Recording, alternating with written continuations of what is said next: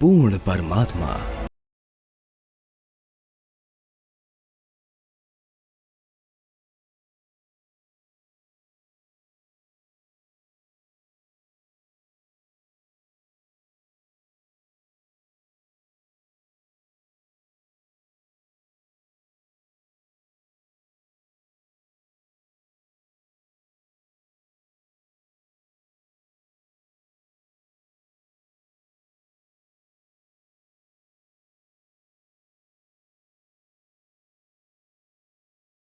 में एक टूटी सी झोपड़ी में 120 वर्ष तक कपड़ा बुनने की लीला करते हुए अपने तत्व ज्ञान व सतलोक की महिमा का गुणगान किया और समाज में फैले पाखंडवाद को खत्म कर भक्त समाज को एक सत्य भक्ति प्रदान की, जिसके करने से लोगों को परमात्मा वाले लाभ प्राप्त होने लगे, जिससे प्रभावित होकर उस समय हिंदू और मुसलमान दोनों धर्म के 64 लाख की संख्या में श्रद्धालु कबीर परमेश्वर जी के शिष्य हुए।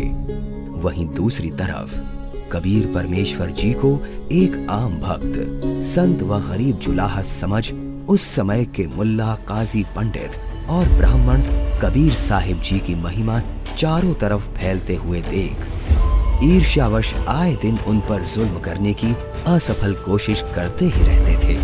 उन्हीं में से एक थी राजा सिकंदर लोधी के धार्मिक पीर शेख तकी द्वारा काशी में भंडारे की झूठी चिट्ठियां डालकर परमेश्वर कबीर जी को बदनाम करने की साजिश। इस कबीर ने तो हम सभी का जीना हराम कर रखा है। हमने उसे मारने की कितनी बार कोशिश कर ली, लेकिन वो हर बार किसी ना किसी तरह बच ही जाता है। अब नहीं बच पाएगा।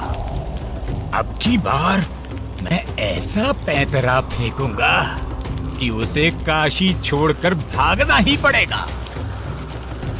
ऐसा क्या सोचा है पीर जी? पास आओ।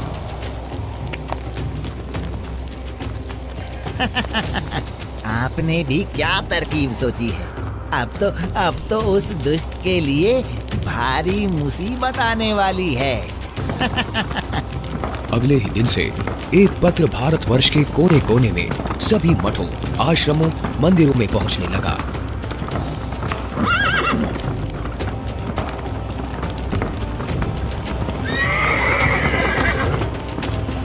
पत्र में लिखा था, मान्यवर कबीर सेठ पुत्र नूर अली अंसारी, जुलाहों वाली कॉलोनी, काशी शहर में 3 दिन का धर्म भोजन भंडारा कर रहे हैं, जिसमें सर्व साधु संत आमंत्रित हैं। भंडारे में प्रतिदिन प्रत्येक भोजन के बाद 1 सोने की मोहर व 2 हर दक्षिणा में दी जाएगी।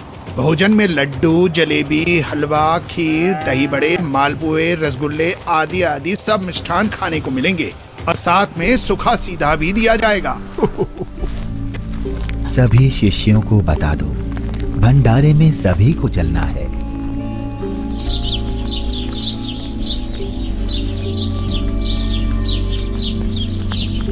जगह जगह झूठी चिट्ठी के पहुंचते ही हर तरफ भंडारे की चर्चा होने लगी, जिसके बाद सोने की मोहर और दोहर के लालच में पूरे देश से लाखों की संख्या में लोग काशी में निश्चित दिन से पहले वाली रात्रि को ही पहुंचने लगे और देखते ही देखते पूरी काशी नगरी भंडारे में आए साधु संतों से भर जाती है।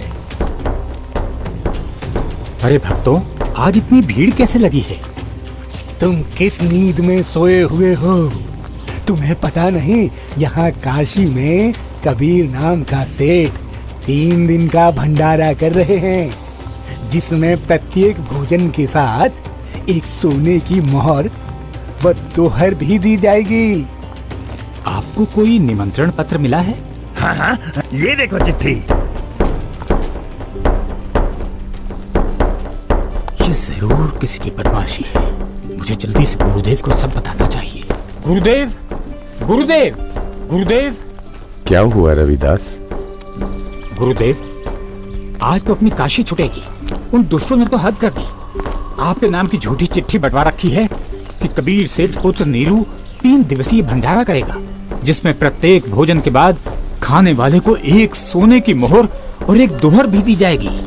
अच्छा, और अब उस झूठी चिट्ठी को लेकर लाखों की तादाद में लोग भंडारे के लिए आए हुए हैं। रविदास, आज तो सारी सीमाएं पार कर दी हैं उन नादानों ने। मैं गरीब आदमी, मेरे पास तो अपने परिवार के लिए ही मुश्किल से अनाज होता है। इतने लोगों को मैं कहाँ से भोजन खिलाऊंगा? आप अंदर से दरवाजा बंद कर लो और कोई भी आए तो खोलना मत। जब कोई नहीं मिलेगा तो थक हार कर अपने आप वापस चले जाएंगे। गुरुदेव, ये नकली धर्म के ठेकेदार रोज आपके खिलाफ कुछ ना कुछ षड्यंत्र रचते ही रहते हैं। कोई बात नहीं रविदास, जैसे तैसे आज का दिन और निकाल लेते हैं। रात को निकल जाऊंगा मैं अपने परिवार को लेकर कहीं दूर। तंग आ चुका हूं मैं इनके इन रोज रोज के कारनामों से। मैं बोलता सच्चाई हूं और ये समझते उसको निंदा है। आ जाओ रविदास, बैठ जाओ। दोनों भगवान को याद करते हैं। आपत्ति के समय उसी को याद करना चाहिए। वही सबकी लाज रखते हैं, हमारी भी रखेंगे। जिसके बाद परमेश्वर कबीर जी अपने 2 रूप धारण कर एक रूप में तो रविदास जी के साथ झोपड़ी में विराजमान रहते हैं तथा दूसरे रूप में ऊपर सतलोक में पहुंच जाते हैं।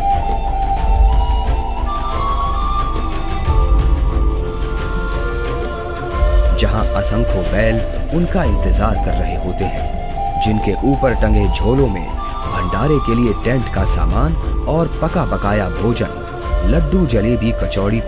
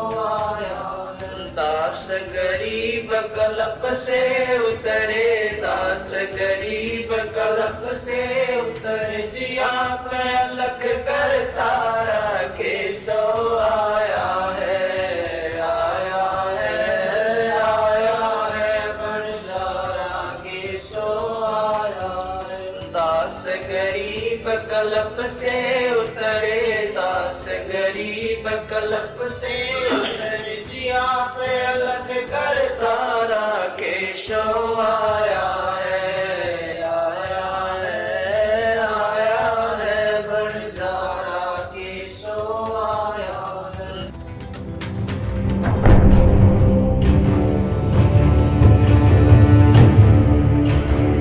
राजन, आपके गुरु का निमंत्रण आया है भंडारे का, आप चलेंगे नहीं क्या? गुरुदेव भंडारा करें और मैं न जाऊं, मैं अवश्य चलूंगा। काशी चलने की तैयारी की जाए। देखते ही देखते काशी शहर के चौपड़ के बाजार में परमेश्वर की दया से भंडारा शुरू हो जाता है। ऐसा स्वादिष्ट भोजन, वाह, जो खाता वो गुण गाते नहीं थक रहा था। सब्जी, पूड़ी, लड्डू, जलेबी, कचौड़ी, पकौड़ी, दही भल्ले, खीर, हलवा आदि जो कोई कुछ भी पकवान मांगता वो उसे खाने को मिल रहा था। और चिट्ठी में लिखे अनुसार प्रत्येक भोजन के बाद सभी को एक दोहर और एक सोने की अशरफी भी दी जा रही थी।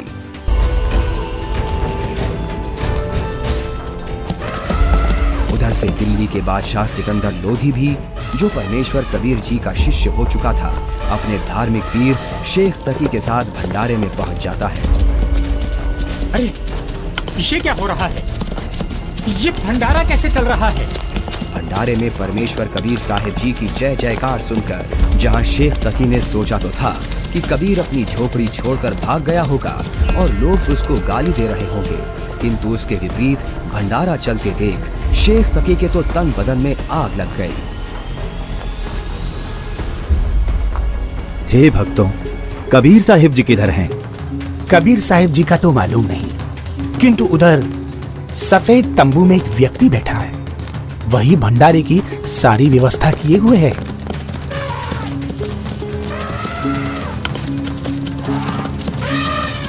ये भंडारा कैसे चल रहा है?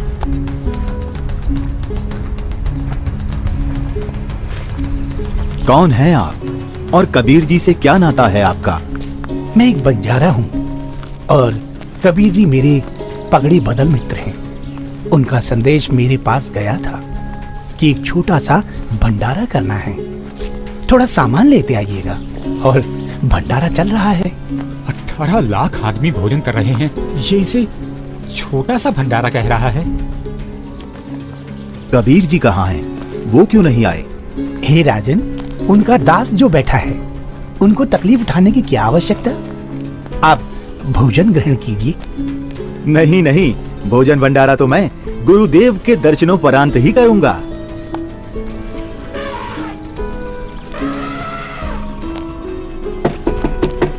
हे गुरुदेव, लगता है उन्होंने हमें यहाँ भी खोज लिया। भीड़ शायद घर पूछते पूछते यहाँ तक पहुँच गई है। कोई बात नहीं, आप दरवाजा मत खोलना, कुछ देर बाद अपने आप चले जाएंगे। दरवाजा खोलिए परवरदिगार, दिल्ली से आपका दास सिकंदर आया है। राजन, हम दरवाजा नहीं खोलेंगे। इन लोगों ने तो आज सभी हदें पार कर दी हैं। मेरे नाम से झूठी चिट्ठी डाल रखी है। मैं कैसे निकलूं बाहर? इस बनारस में कोई सेठ भी मेरा ऐसा जानकार नहीं है जो मुझे पैसे उधार दे दे। मैं तो बड़ी मुश्किल से ताना बुनकर अपने परिवार का पालन करता हूँ। इन लोगों ने मेरा जीना मुश्किल कर दिया है। बस आज रात होने का इंतजार है राजन। रात होते ही मैं अपने परिवार को लेकर कहीं दूर चला जाऊंगा। है परवरदिगार, आप मुझे नहीं बहका सकते। आप ही अल्लाह अकबर हो। आपने देखो वहाँ क्या रंग लगा रखे हैं। एक बार दरवाजा खोल दो दाता, दास आपके दर्शन करना चाहता है। खोल दो दरवाजा।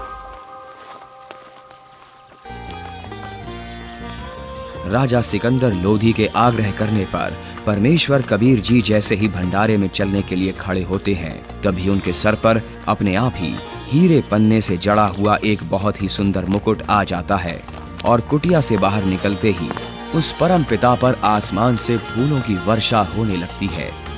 रविदास जी, आज ये सेवा मुझ दास को दे दीजिए। आप तो रोजाना करते हो।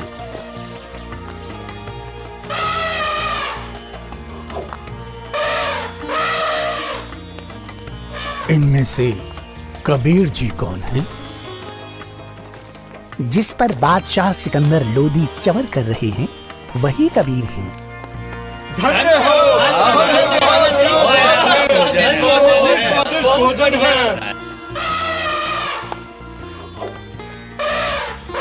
इसके बाद कबीर साहिब जी अपने ही दूसरे रूप केशव से मिलने के लिए उनके तंबू में आते हैं और जो ही परमेश्वर कबीर जी तंबू में प्रवेश करते हैं तो देखते ही देखते अपने आप उनके लिए एक सुंदर सिंहासन लगने लग जाता है जिस पर चारों तरफ हीरे पन्ने मोती जड़े हैं। परमेश्वर कबीर साहिब जी आसन ग्रहण करते हैं। उधर परमेश्वर को देखने के लिए भंडारे में आई लाखों की भीड़ टेंट के चारों तरफ इकट्ठा हो जाती है, जिसके बाद केशव रूप परमात्मा कबीर जी से कहते हैं, हे परमेश्वर, आप अपने अद्भुत लोक को छोड़कर इस झूठ कपट वाले लोक में क्यों आ गए? आप इनका भला सोचते हो, इनको अमृत भोजन खिला रहे हो और ये आप ही के विरुद्ध इकट्ठा हुए रहते हैं। केशव, सब लोग मैंने ही रचे हैं, सबका धारण पोषण मैं ही करता हूँ। तू मेरे दुख को नहीं जानता, ये सब मेरे बच्चे ही हैं। अपनी अज्ञानता से ये काल के जाल में फंसकर भयंकर कष्ट उठा रहे हैं और उसी काल के प्रभाव से ये आज मुझे अपना दुश्मन मान रहे हैं। मैं इनको सत भक्ति देकर वापस लेने के लिए आया हूँ। परमेश्वर जी, आप हंस लोक को छोड़ इस जीव लोक में आए, जिनका हाड़, चाम और रक्त का बना शरीर है, जिसमें विष्ठा भरी पड़ी है। आप इनसे कैसे भक्ति कराओगे? केशव, भैंस या गाय आदि को बच्चा होने से पहले उसमें सिर्फ हाड़ चाम होता है, दूध नहीं होता।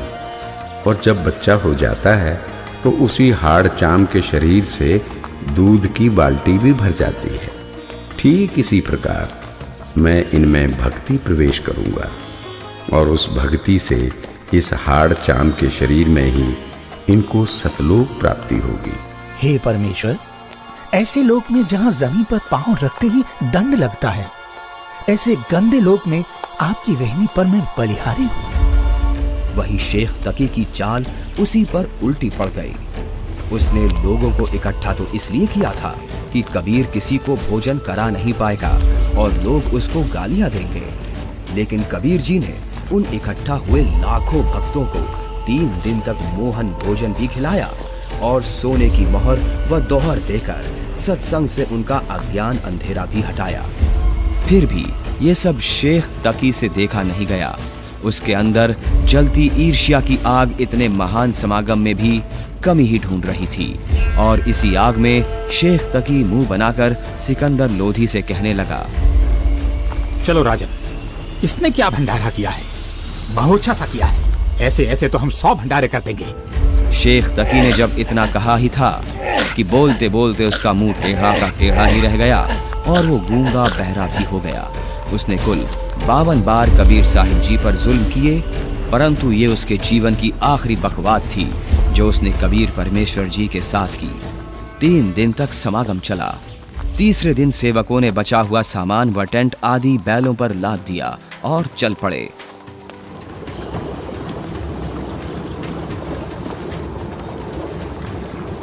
गंगा में पानी ज्यादा है, इसे अभी पार नहीं किया जा सकता।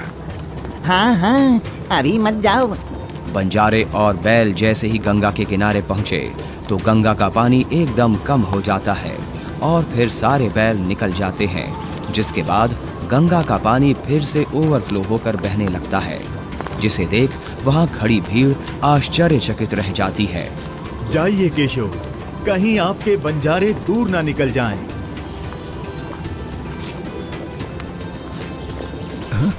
ये क्या? कहाँ गए बैल? कहाँ गए बंजारे? राजन, जहाँ से आए थे वहीं चले गए। इससे पहले कि सिकंदर इस बात को समझ पाता, उसी समय केशव भी कबीर जी के अंदर समा गए। सिकंदर दंग रह गया। रोते हुए कबीर परमेश्वर जी के चरणों में दंडवत की।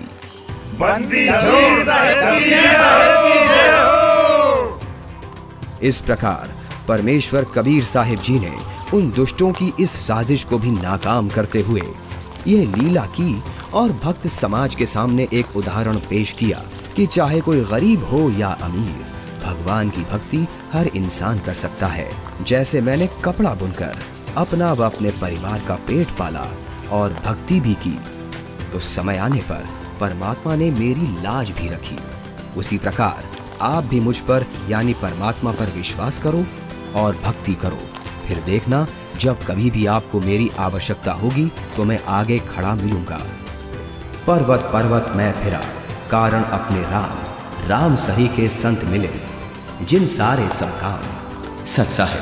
अभी आपने देखी सत्य घटना पर आधारित 2D एनिमेशन वीडियो। आप सुनिए परमेश्वर कबीर जी और उन्हीं के रूप में आए केशव बंजारा जी की वार्ता की पूरी कथा का सार अमृतवाणियों के द्वारा संत रामपाल जी महाराज के मुखारबिंदु से। चौपड़ के बाजार फिर कर आए के सो पास, गरीबदास कुर्बान गति क्या क्या कहूँ विलास। पाट पटंबर बस गए ऊपर हीरे लाल, गरीबदास साहेब धनी डाये मुक्ता माल। केसो और कबीर का तंबू माई मिलाप, गरीबदास 8 पैर लग गोष्ठी निजगर गाप। केसो कहत कबीर से पूछत बाता बीन, गरीबदास क्यों उतरे ऐसे मुल्क मलीन। 100 योजन पर लगत है या दुनिया की गंद, गरीबदास के सो कहे आड़ चाम का फंद। सुन कबीर सुर वेद हूँ के सो कष्ट करंत, गरीबदास गंदे मनुष्य मेला आन भरंत। बिष्टा जिन के देह में मगन फिरे दिन रात, गरीबदास के सो कहे जिन सिर यम की घात।